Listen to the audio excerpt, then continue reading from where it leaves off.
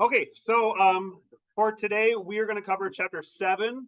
Unless there's anything from chapter 5 and 6 you want me to like quickly go over. Is there anything, because Mr. Thompson I think covered that Tuesday and Wednesday. Is there anything from those 2 days you're like, Mr. Barth, can you talk about this for a second before you get into chapter 7? Anything at all? We're good. Okay, so chapter 7. Chapter 7 is big, right? There's a lot of material in chapter 7. And so I think some of the like most important things to talk about is the differences of opinions here. And the differences of opinions kind of come down to two major groups. Now, where did these groups come from? So during the Revolutionary War, we had the patriots versus the loyalists, right? If you were an American colonist, you were a loyalist or you were a patriot. Okay, yeah, appreciate it. After the war ended, the loyalists lost their land. Many went back to England or some went up to Canada, and the patriots became the new Americans.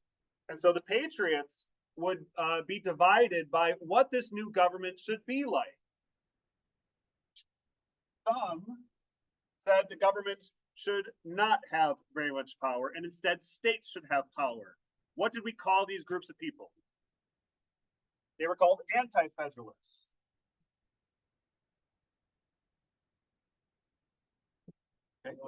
Okay. They were called anti-federalists.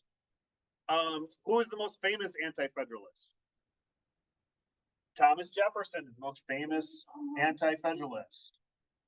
They believe in states' power, right? They like the Articles of Confederation.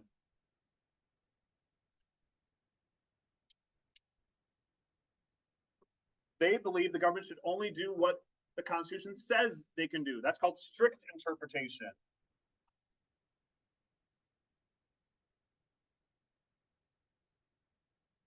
When there's conflict between France and England, who did they support? France or England?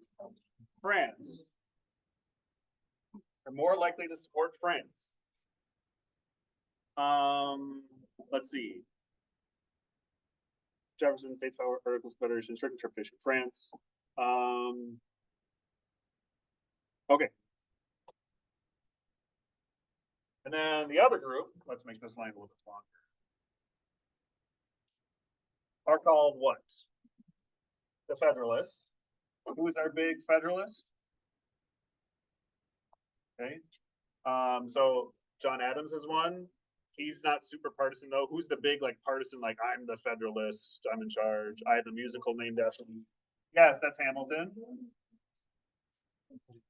Put it by the anywhere. Adams is also a Federalist. He's not like super partisan though. He's not like I'm the I'm a high Federalist or anything like that. But Hamilton is. Okay. So Hamilton believes we should have a more national power, right? The supremacy clause. So if the national government and state government come into conflict, the national government should win, according to Hamilton. And so, in his role as Secretary of Treasury, Hamilton's going to do a bunch of different things to get our financial system in check. What's one thing he's going to do? He's going to assume state debt.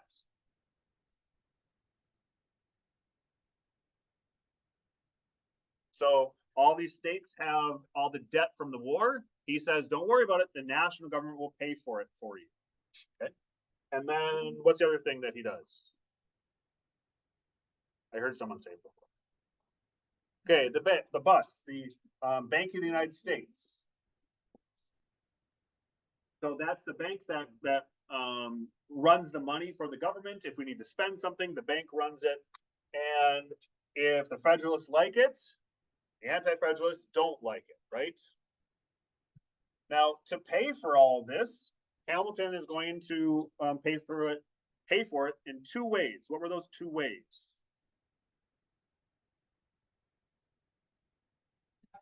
Hey, what kind of taxes? Okay, tariffs is one thing.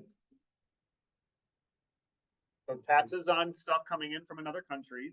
What's the other way? It led to a rebellion. An excise tax. So that's a tax on a specific good. What's the one tax that's going to lead to a problem? Whiskey. Okay, T is before the war. Whiskey tax is going to make people who distill whiskey upset. It's going to make the farmers who grow the corn that turns into whiskey, they're upset, right?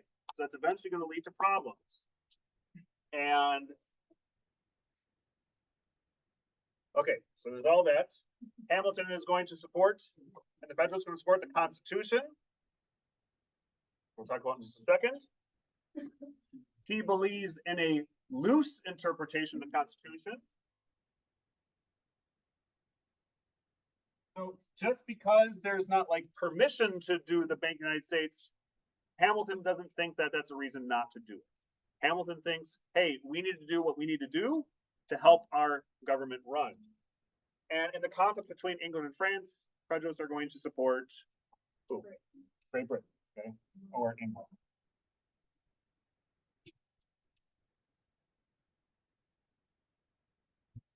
Okay. I think if you can go through chapter 7 and you can say who likes this or who doesn't like this, and say like, oh, anti-federalists like this, or federalists like this, or this group doesn't like this or doesn't like that, I think that's super helpful. So you can just go down the list of the terms from chapter 7, and I think if you can, I think if you can go through that list and say, okay, Jay's Treaty, if you're able to say which side likes it or doesn't like it, then you have to know what it is, and you have to know how people responded to it. So let's try that. Okay, who's got a study guide out there right now? I don't see any study guides. Anyone got a study guide on them right now? Okay, let's see a study guide. Let's talk about some terms from this time period and see if we can figure out what it is and who would like it or who would not like it. Okay. So let's go with Jay's Treaty. Jay was sent to England. He was going there to negotiate what? What was his original purpose? Okay, to stop impressment. American sailors are being stopped and kidnapped and forced to work on English ships. But instead of that, he negotiates something else instead. What was that? English soldiers getting out of the United States. That's what came out of it. Who disliked Jay's Treaty? Anti-Federalists. Because anti-Federalists are mad because American ships and sailors are still being stopped by England. And so the anti-Federalists are mad. They're mad AF. Okay? Anti-Federalists. That's what AF stands for. Okay, so whenever you say AF, people write that, it's anti-Federalists. Okay? I'm glad that was recorded too. Let's see. How about Alien and Sedition Acts? Alien and Sedition Acts targeted who? Non-citizens. Specifically, they're worried about French citizens coming in and voting for anti-federalists, at this time called Democratic Republicans. Who likes the Alien and Sedition Acts? The Federalists. Okay. Right? Alien and Sedition Acts, they like that. So what was the response to that? Oh, we talked about the Virginia and Kentucky resolutions. Do you remember what those resolutions said in response to these laws? If a state thinks a law is unconstitutional, you don't have to follow it. So which side liked these resolutions? The anti-federalists like this. They like it because it gives the states more power, right? States power. because they can determine now if a law is constitutional or not. Let's see. How about the XYZ affair? Remember, negotiators are sent to France to get them to stop taking our sailors. But what happens? Do they negotiate? No, because the French demand a bribe. The Americans feel disrespected by this, and then they leave. Who gets upset by this? This is kind of a key, or a trick. Everyone is upset by this. Okay, everyone's upset. The Federalists are mad because the French are still stopping our sailors. The Anti-Federalists are mad because they didn't go in and just pay the bribe and negotiate. So everyone's mad about that.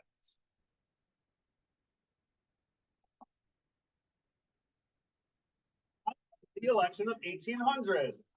Who's happy about the outcome of the election of 1800? Federalists or Anti-Federalists? Anti-Federalists. At this time, I'm going to switch now. They're the Democratic Republicans. They're happy because who wins the election of 1800?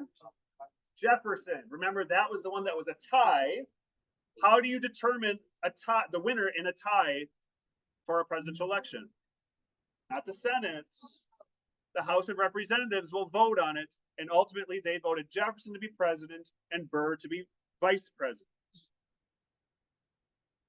And so because the election of 1800 is happening, before he leaves office, at the very end, right before midnight of his presidency, Adams puts in midnight judges. I had a couple students asking, why are they called midnight judges? Think of if your teacher assigns a homework assignment at midnight and you turn it in on Google Classroom at 11:58. I mean, I'm sure that's never happened to you before, but imagine if that did happen. You're turning it in last minute, but it's still before the deadline. That's what John Adams does. He puts in these judges who will be put into office on a court for the rest of their lives right before he leaves office. So do Federalists like this or dislike this? Federalists who want national power like this. It's a good thing for them because now there will be Federalist judges on the national court for the next 20 or 30 years. This is huge.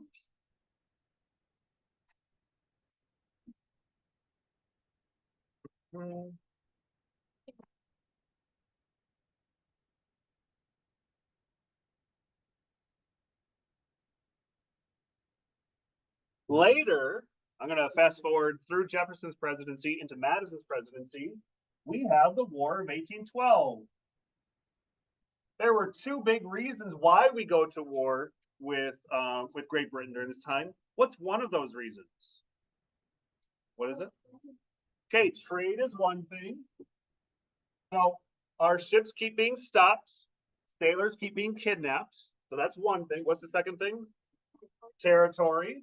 So there are still British troops on American land, and they're helping to give resources and supplies to Native Americans to fight against the U.S. Army, and so they declare war.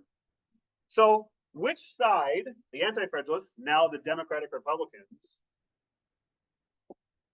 which side wanted to go to war? The Democratic Republicans or the Federalists? Not the Federalists. Because remember, the Federalists support England.